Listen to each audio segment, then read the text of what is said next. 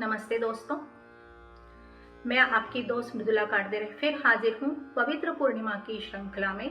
और इस बार मैं आपका परिचय करा रही हूँ मार्गशीर्ष पूर्णिमा से।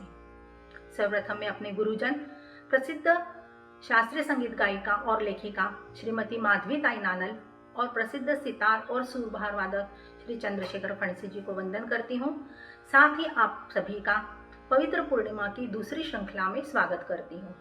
दोस्तों, हिंदू पंचांग के अनुसार हमारे वर्ष भर में 12 महत्व की पूर्णिमाएं आती हैं और वो हैं चैत्र की पूर्णिमा को हम हनुमान जयंती मनाते हैं, वैशाख की पूर्णिमा को बुद्ध पूर्णिमा, ज्येष्ठ की पूर्णिमा को हम वट पूर्णिमा मनाते हैं, आषाढ़ की पूर्णिमा को गुरु पूर्णिमा, श्रावण की पूर्णिमा को रक्षाबंधन, भाद्रपद की पूर्णिमा को उमा महेश व्रत और आश्विन की पूर्णिमा को शरद पूर्णिमा, कार्तिक पूर्णिमा को हम त्रिपुरी पूर्णिमा या फिर गुरु नानक जयंती से जानते हैं।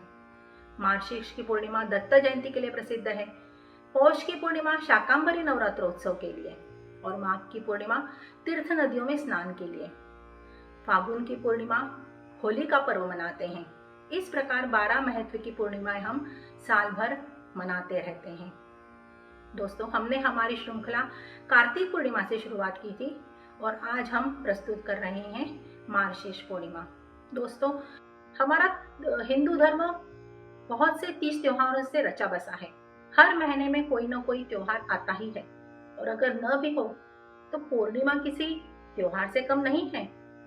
तो हम हर महीने आपको उस महीने की पूर्णिमा से तो परिचय कराएंगे ही, पर उस माह में आने वाले त्योहार से भी आपको अवगत कराएंगे। तो इस बार हम आपको परिचय करा रहे हैं मार्गशीर्ष महीने से और मार्गशीर्ष पूर्णिमा से।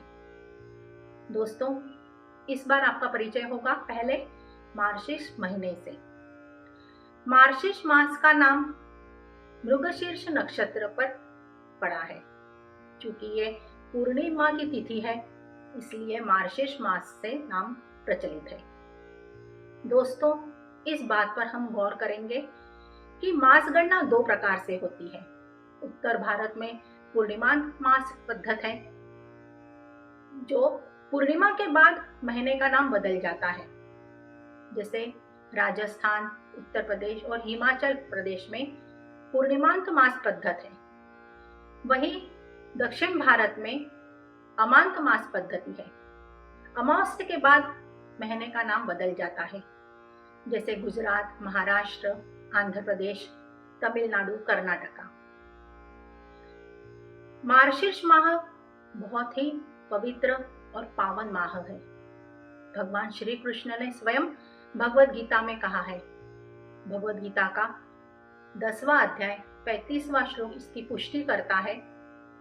भगवान कहते हैं, मासानाम मार्गशीर्षः, यानी पूरे महीनों में, पूरे मासों में मैं स्वयं मार्गशीर्ष हूं। इतना ही नहीं, महाभारत के रणभूमि में जब भगवान श्री कृष्ण ने अर्जुन को गीता बोध कराया था, वो तिथि, वो दिन मार्गशीर्ष महीने की एकादशी तिथि थी और इसी तिथि को हम गीता जयंती के नाम से जानते हैं दोस्तों, और मनाते भी हैं। दोस्तों, अब हम मार्गशीर्ष महीने के बारे में मैं आपका परिचय करा रही हूँ। सुनते हैं आगे। दोस्तों, मार्गशीर्ष महीने की बड़ी ही महत्व है। इसी महीने में सूर्य नारायण वृश्चिक राशि से धनु राशि में प्रवेश करते हैं, इसीलिए धनुर्मास कहलाता है। इस महीने के शुद्ध एकादशी को मोक्षदा एकादशी आती है।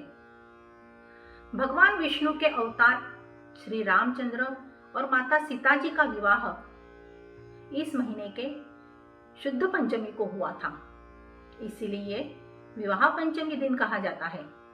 और सबसे महत्वपूर्ण बात यह है कि भगवान विष्णु की पत्नी श्री लक्ष्मी जी का व्रत हर घर में हर गुरुवार को बड़े ही श्रद्धा के साथ किया जाता है। दोस्तों, धरती पर कहीं स्वर्ग है तो यही है। जिस कश्मीर पर सारी दुनिया नाज करती है, उस कश्मीर प्रदेश की रचना महर्षि कश्यप ने मार्गशीर्ष माह में ही की थी। और तो और हिंदू पंचांग के अनुसार हम चैत्र माह में नवीन वर्ष मनाते हैं दोस्तों, पर सतयुग में नवीन वर्ष मनाने की पद्धति मार्गशीर्ष माह में ही प्रचलित थी। मार्गशीर्ष माह की इतनी महत्व है दोस्तों कि हमारे पवित्र ग्रंथ जैसे महाभारत, रामायण, भगवत गीता, इनके केवल पठन करने से ही पुण्य फलों की प्राप्ति होती है। तो दोस्तों, ये थी मार्गशीर्ष माह की महत्व। अब हम आपको मार्गशीर्ष पूर्णिमा दत्त जयंती से परिचय कराते हैं। तुम ही हो ईश्वर, तुम ही गुरु हो। तुम ही हो ईश्वर, तुम ही गुरु हो। तिन्हीं लोकों के सद्गुरु तुम ही हो। ब्रह्मा विष्णु महेश का तुम रूप हो। ब्रह्मा विष्णु महेश का तुम रूप हो। माता अनुसुया अत्रि ऋषि के सूत हो। तुम ही दिगंबर, स्थान तुम्हारा औदुंबर। तुम ही दिगंबर, स्थान तुम्हारा औदुंबर। तिन्हीं लोग तुम्ही से है उजागर। तुम ही अवधूत, तुम ही निर्गुण हो। तुम ही अवधूत, तुम ही निर्गुण हो। तिन्हीं लोकों के सद्गुरु तुम ही हो। दोस्तों, आप जान ही गए होंगे कि हम भगवान दत्तात्रेय और उनके कार्यों से आपको परिचय करा रहे हैं। माता अनुसुया और ऋषि अत्रि के पुत्र कहे जाने वाले भगवान दत्तात्रेय विष्णु के अवतार भगवान गुरुदेव दत्तात्रेय की जयंती मार्गशीर्ष पूर्णिमा को मनाई जाती है। भगवान गुरुदेव दत्त हिंदू धर्म के पहले गुरु माने जाते थे दोस्तों। हमारे हिंदू धर्म में पहले गुरु साधक, योगी और वैज्ञानिक माने जाते थे। हिंदू मान्यताओं के अनुसार भगवान दत्तात्रेय ने पारद से, यानी हम जिसे मर्क्यूरी पारा कहते हैं, उससे उन्होंने व्योम उड्डयन की शक्ति का पता लगाया था। और तो और चिकित्सा शास्त्र प्रणाली में उन्होंने अन्वेषण किया था। दत्तात्रेय इस शब्द का अर्थ है जिसमें ब्रह्म तत्व है, जो मुक्त है और जिनकी आत्मा निर्गुण है, वही दत्तात्रेय है। दोस्तों, भगवान दत्तात्रेय एकमेव ऐसे ईश्वर हैं जिनमें ईश्वर और गुरु दोनों के रूप समावित है, जो ब्रह्मा विष्णु महेश के रूप है। इसीलिए इन्हें परब्रह्म मूर्ति दत्तात्रेय कहा गया है। इनके एक हाथ में कमंडलू और जपमाला है, वो ब्रह्मा का प्रतीक है। तो शंख और चक्र विष्णु का प्रतीक है। त्रिशूल और डमरू शिवजी का प्रतीक है। भगवान दत्तात्रेय के साधक अवधूत चिंतन श्री गुरुदेव दत्त की जय घोष करते हैं हमेशा। अवधूत ये दत्तात्रेय का नाम है, जिसका अर्थ है हर क्षण वर्तमान में जीना। श्री दत्तात्रेय भक्तों के रक्षण के लिए भूतल पर निवास करते हैं। इनके नाम मात्र से, स्मरण मात्र से ही भक्तों के रक्षण के लिए सदैव प्रकट हो जाते हैं। इसीलिए इन्हें स्मर्तुगामी कहा गया है। श्रीपाद वल्लभ, श्री नृसिंह सरस्वती और श्री स्वामी समर्थ भगवान दत्तात्रेय के ही अवतार हैं। वही प्रयाग महाराष्ट्र में कुरुपुर, कर्दळीवन, माहूर, गाणगापुर, नृसिंहवाड़ी इनके तीर्थ क्षेत्र हैं। इसके अलावा गुजरात, आंध्र प्रदेश, कर्नाटक में भी इनके प्रसिद्ध तीर्थ क्षेत्र हैं। दोस्तों, भगवान दत्तात्रेय अवलिया हैं। वो किसी भी समय अंतर्धान हो जाते हैं, जबकि वे चिरंतन भी हैं। भूतल पर वे किसी भी रूप में, किसी भी युग में प्रकट भी हो जाते हैं। भगवान दत्तात्रेय न केवल हिंदुओं में पूजे जाते हैं, बल्कि जैन धर्म में नेमिनाथ के नाम से पूजे जाते हैं और मुस्लिम धर्म में फकीर के नाम से पूजे जाते हैं। दोस्तों, जब हम भगवान दत्तात्रेय की तस्वीर देखते हैं तो उनके पीछे एक गाय और आगे 4 श्वान हमें दिखाई देते हैं। इसके पीछे बड़ा ही गहरा राज है। गाय ये माता और पृथ्वी का प्रतीक है, जो हमें कहती है, जिसका अर्थ है कि हमें सहनशील और सहिष्णु होना चाहिए। वही 4 श्वान हमें विश्वास का प्रतीक दिलाते हैं।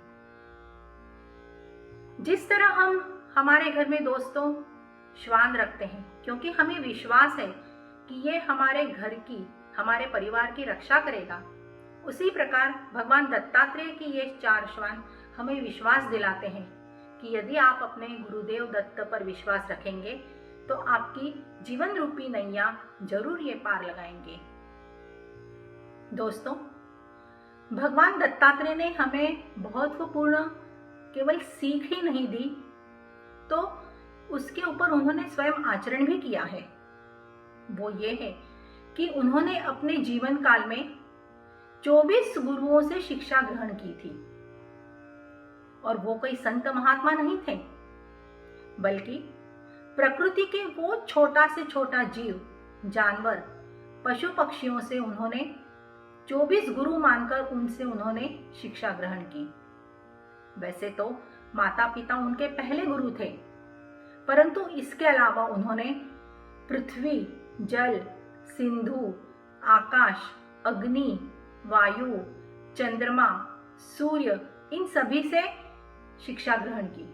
और इनके व्यतिरिक्त कपोत यानी कबूतर, अजगर, पतंगा, भ्रमर, मधुमक्खी, गज यानी हाथी, मृग यानी हिरन, मीन यानी मछली, सर्प, मकड़ी यानी स्पाइडर, भृंगी यानी भौरा, शरकृत जो तीर बनाता है, बालक और कुमारी यानी छोटी बच्ची, इन सभी को उन्होंने अपने जीवन में गुरु बनाया और शिक्षा ग्रहण की।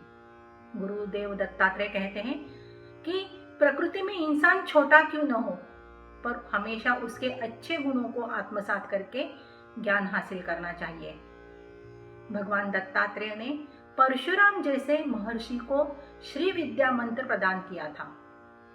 वही शिवपुत्र कार्तिकेय को अनेक विद्याओं प्रदान की थी।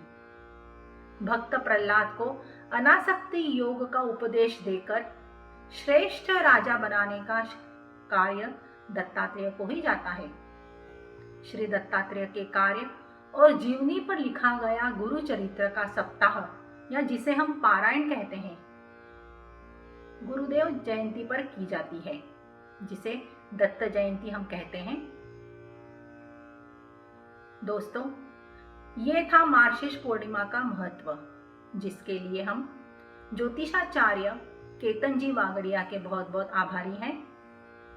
फिर मिलते हैं हम पवित्र पूर्णिमा की अगली श्रृंखला में पौष पूर्णिमा के साथ।